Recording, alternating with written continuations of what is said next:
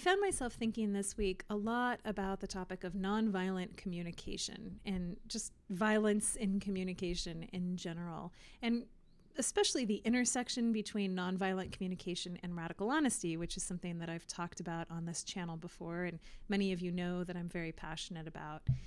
And all of the ways in which our communication can go horribly, horribly awry, and that we can fail to make ourselves understood to the people in our lives, the ways in which we can fail to understand those people in return, and really the ways in which we fail to understand ourselves, and how this just sets all of these things in motion, and we find ourselves wandering around the wilderness, just completely confused and baffled and inept at meeting each other in any kind of authentic, real place to improve our understanding, to improve our level of connection. We're failing at this as a species in such a major way, and there are many different inputs into that. The rise of social media and all of the ways in which we participate in public discourse being a huge part of it. But even interpersonally, we're losing the ability, if we ever even really had it, to connect heart to heart with each other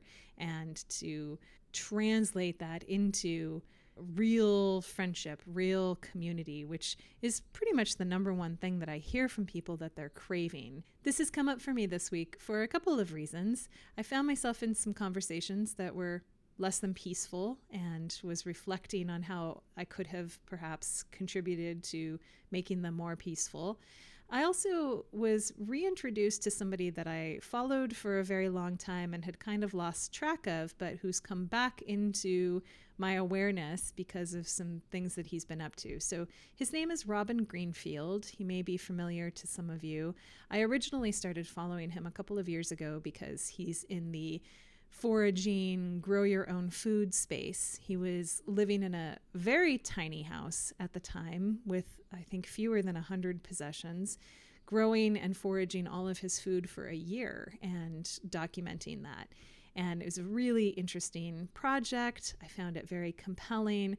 Sort of wondered if maybe it was possible for those of us who don't live in Florida, but still found it really interesting and learned a lot from watching that series of videos and a lot of the other work that he's done over the years. He came back into my awareness because he very recently walked from the Canadian border all the way to Los Angeles, where he then embarked on a 30-day experiment of complete non-ownership. And this is very literal. He arrived in Griffith Park in LA and stripped down, took off his clothes, and exposed himself to the world with zero possessions of any kind. So everything that he is wearing, everything that he has now, including a sleeping bag and a bowl to drink water in, these are things that have been loaned to him by people in his community, people who have followed his story, local people who have been helping him out.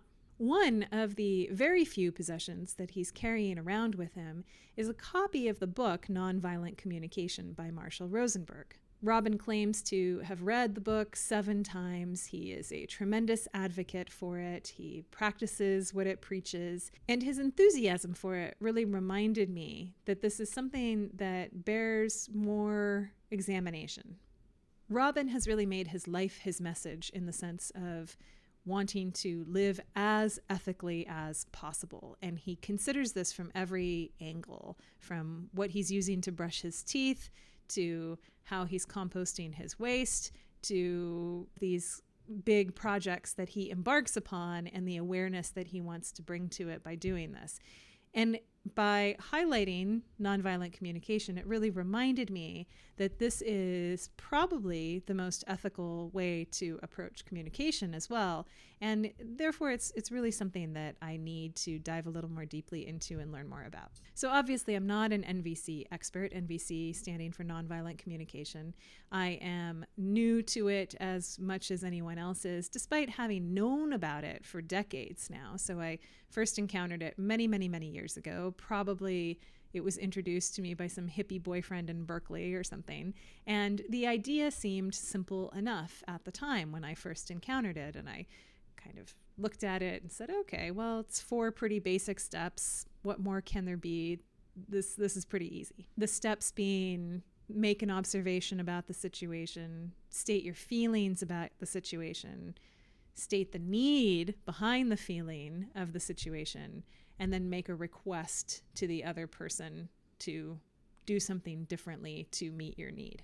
This is a very rudimentary understanding of what NVC is all about, and does, ironically, some violence to the concept, but that is the kind of heart of the method and how I understood it for a very long time. What I didn't really get about it until I have revisited it lately is that it is all about the needs. Needs are the currency of NVC.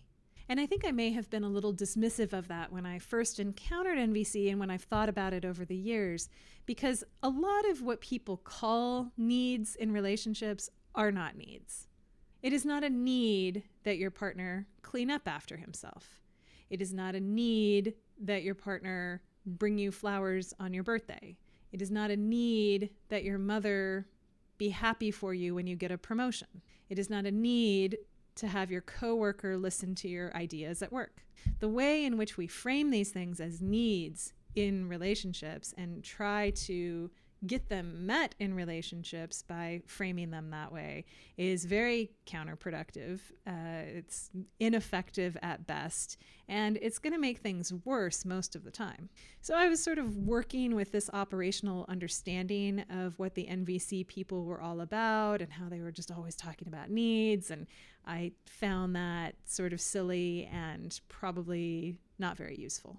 Well, as with most things, when I took a closer look and I really tried to understand it in a more empathetic way, I found that it's much richer than that and much more nuanced than that, and that the originators of NVC are very sensitive to this particular issue that I just described of needs that aren't really needs being communicated as needs, and that their concept of a need is simultaneously both more limited and more broad.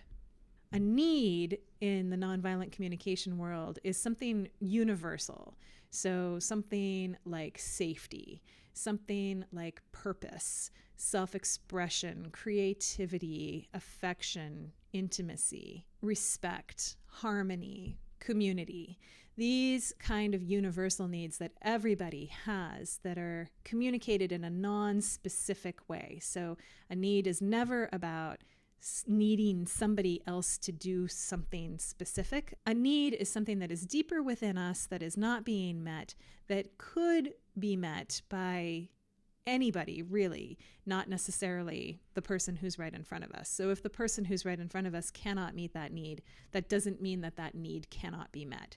So by definition, if your need is something specific to the person that you're in relationship with, it's not a need. It's a compulsion, it's an addiction, it's a desire, it's not a need. So the NVC world, and I'll be talking about this more in future videos, I find this just super useful, very interesting, very important for so many reasons for us to improve our relationships to ourselves and with other people. But the NVC world really revolves around these universal needs and the feelings that arise in us when needs are not met. There's some discussion of feelings that arise when needs are met, happiness, comfort, joy, etc. But of course, conflict is mostly driven from unmet needs and the feelings that come about within us as a result of unmet needs. One of the lines you'll hear often from Marshall Rosenberg, the author of Nonviolent Communication and sort of father of the concept, is that a lot of these negative feelings and these counterproductive ways that we express ourselves in relationship are, he calls them, tragic expressions of unmet needs. There are only ever two things that people are saying to one another. One is please, and one is thank you.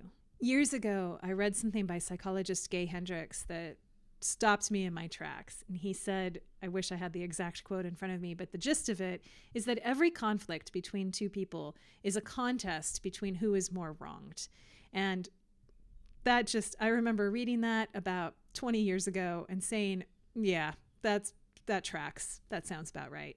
From my own experience, pretty much every conflict I've ever been in, if you peel the onion back enough, that's ultimately what you're going to come to. You're going to come to a place of, don't you see that I am the more wronged party in this interaction, and you are not giving me enough credit for that. You're not giving me enough empathy for that. And until you do that, we're not going to get anywhere in resolving this conflict, because I can't see you as worthy of having that conversation. You're not acknowledging me. I am more wronged than you are, and therefore we're just dead in the water here. There may be exceptions to this, I'm sure that there are, but the vast majority of interpersonal conflicts that we find ourselves in really can be boiled down to this. And NVC reflects this in the please and thank you model. All of the ways that we are attempting to express ourselves in ways that range from unproductive up to and including actual violence are expressions of please. Please hear me. Please acknowledge my need. Please see me as I need to be seen. Please be present with me in a real way. Part of what makes NVC so radical, and I think maybe a little difficult to accept, is that it requires us to see people that we have this villain imprint of. This we've solidly put them in the role of the bad guy. It really requires us to back away from that villain image and reevaluate them as an actual human who does have actual needs. It's very, very difficult in many cases for us to do that. It requires us to humanize our adversary, and that's very difficult for most of us to do. Rosenberg passed several years ago, but before he died, he was working in active war zones. He was working with refugee populations. He was doing, and his trainers and schools were doing this kind of work in places of conflict that are much more intense than the kinds of conflicts that you and I are most likely experiencing in our lives, which are the interpersonal conflicts where she just doesn't get me, or he just isn't hearing what I really want or need. And so I think there's great utility to the concepts for our relatively easy lives compared to the contexts in which this has been applied really successfully. The general idea behind pursuing a nonviolent connection with another person is to put on what Marshall Rosenberg adorably calls your giraffe ears instead of your jackal ears. So you've been trained as a jackal to hear the worst in everything, to hear criticism, to hear what people think rather than what they're feeling. And the giraffe ears are a way of attuning yourself more to what people feel and what they need. So part of the back and forth of an NVC dialogue is to actually guess what it is that people are really feeling and really needing. And that is a way to signal that you are attempting an empathetic connection with them instead of an adversarial one. And that this, Rosenberg points out and argues, and I think quite convincingly, is really the magic of the whole thing. Because when somebody feels that you actually give a crap about their internal experience, they're going to soften toward you. They're going to trust you more. There is more possibility for resolution than there was prior to them having that feeling from you, where they were in this locked in this adversarial role, thinking that only one person can emerge from this victorious, and it better be me. So if you can really kind of subvert the whole paradigm and take somebody by surprise when they're coming at you in a very aggressive way, and greet them with empathy. Wow, I'm hearing that you're really upset right now. And I'm guessing that might be because you feel like I'm not respecting you. Something like that. So you have a conversation like that where somebody hears some truth out of you that resonates with their internal experience, and they can stop. They can stop in their complex. They can stop in the enactment of this little dance that they've been in. And there's new possibility for things to shift and change in this dialogue. Radical honesty, as I have practiced it and been familiar with it, does not have this emphasis on the other person's needs really at all. It's a completely You were responsible for narrating what's happening inside of you. You were not at all responsible. In fact, probably radical honesty would advise you against attempting to do any mind reading of the other person, any sort of intrusion into their reality whatsoever. And so I find it interesting to complicate that with the idea of nonviolent communication, because after all, a relationship is a relationship. There are two people here. And as much as sometimes we like to fall back on that position of, hey, I'm not a mind reader, I can't know what you want unless you tell me, I think very often that is masking our insecurity about doing that, or our fears about getting it wrong, when in every relationship, we are picking up feelings from the other person. We are intuiting where it is that they're really coming from. We're just in the practice of denying that. So if we can begin to build the practice and the intuition for following up on those feelings that we get from people and saying, I wonder if, and you're never assigning a feeling to the person. You're never saying, you're just coming at me with this aggressiveness because you just got demoted at work and you're feeling insecure. You don't assign, you don't diagnose like that, but you can ask in an empathetic way. I'm really feeling a lot of aggression from you, and I'm wondering if that's because what's happening at work has brought up some insecurity. And I'm new to using this language. I'm what Rosenberg would call a baby giraffe, so it sounds awkward. It sounds clunky. I have to kind of think about how it fits together, how to make sure that I'm not doing too much diagnosis, that my statements are not evaluations of what the other person is thinking. And there are many ways in which this becomes really difficult to tease out. Some of the exercises that I've done, I've been surprised by, where something is actually, there is a judgment implicit in the way that we talk about something that is not immediately apparent. For example, Tommy refuses to do his homework. So that seems like an objective statement of fact, but it's not, because maybe that's not true from Tommy's perspective. The real objective way to say that is, last night when I asked Tommy to do his homework, he said he didn't want to. Sounds like the same thing, but there is a distinction here that is less violent. It's less interpersonally violent. It paints Tommy into less of a corner. It maintains more space for him to find more possibility in what happens next. If I take this position of Tommy refuses to do his homework, I have locked him into a certain kind of role that he now has to fight against, has to rebel against, because you're in this spiral, you're in this doom spiral of who is the more wronged party. And that's what we want to avoid. So what nonviolent communication has in common with radical honesty is this focus on just the facts, ma'am. Just keep it to objective reality that can be validated by a third party. Don't be reporting anything that isn't immediately apparent to somebody who is watching this who's not actually in it. But the exception to this in NVC is at the stage where you then reach out with empathy to the other person in an attempt to connect, as Rosenberg says, with what is alive in them. What is actually happening for them that is animating the way that they're engaging you.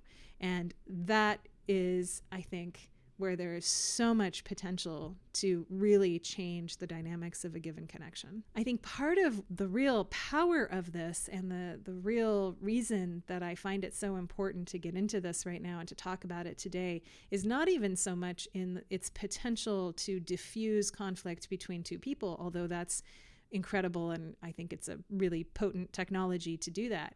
But it is to take more responsibility for our own feelings, for what's really happening within us, for what is alive in us, and to not hide that behind a bunch of addictions, behind a bunch of needs that aren't really needs, but to force ourselves to get very, very specific about what it is that is bothering us about someone else, what it is that is arising in us as a result of an unmet need. What is that unmet need? If the need is not actually the thing you're complaining about, then what is it? And I think that work of really digging in there to discover what that is in you is some of the most important work that we can be doing.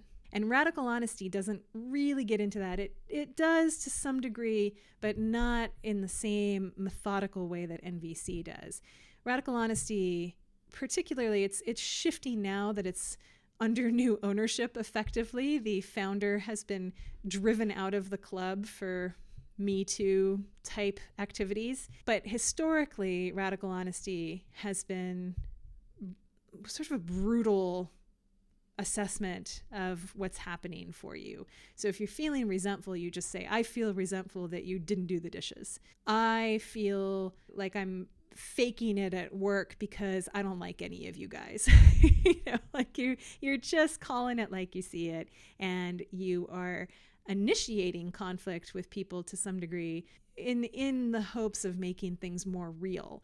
And there's value in that. I think there's more value in taking it to the next level with self-responsibility that nonviolent communication encourages us to do.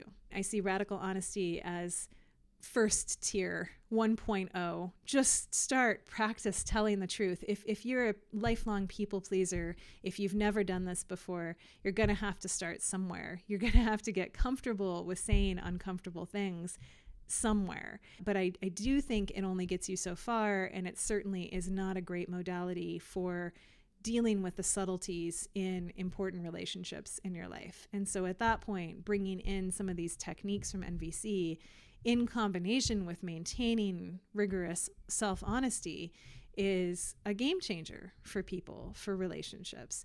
I think none of us have had this training in our early life. We certainly don't get this training culturally. We are overall very poor communicators, and we can see the fruits of this everywhere that we look. And there's a big difference between who we are at our core and our basic personality and the deficiencies with which we communicate. I know myself, I have made great strides. I have a long way to go, but I'm a much better communicator than I was in my 20s because I was coming out of a family culture and just a general kind of larger waspy culture where you don't speak your feelings, you don't tell the truth about much, you suck it up and you play nice and you people please. And man, that took me to some pretty bad places. It led to relationships that weren't just dishonest, but that carried this burden. Both parties carried the burden of that dishonesty and of that lack of authentic connection. Rosenberg insists that nobody should be meeting anyone else's needs unless they are doing so from a place of genuinely wanting to give people that gift. He uses the analogy of if you can't do it with the kind of joy that a child feels when he's feeding a hungry duck, then it's a no. You don't want to do it. And so to imagine the possibility of relationships where people are engaging on a completely free and liberated basis to be truthful about what's really happening for them, what's happening inside of them, what's happening with regard to what the other person is doing, really what they want to do, what they don't want to do, and when they don't want to do something, the reason that they don't want to do it because some need is not being met by it. It just creates the possibility of enriching our relationships so far beyond the conventional norm. And I really want all of us to practice more with this. I think it's really essential that we do so for our own well-being and to save the world and stuff. Anyway, there's so much more to say about this. I will be making more videos in the future as I continue to learn more about it, continue to practice doing it. I'm going to be starting a little bit of a workshop book club around this in my collective group if there's anyone who wants to join and learn this together as we go. There are details in the caption on that or on my website, collective.jenhawk.com. And in the meantime, I really hope to hear from you about this, to have the ongoing conversation about how this is working in your life, and any other thoughts that you may have. Talk to you soon.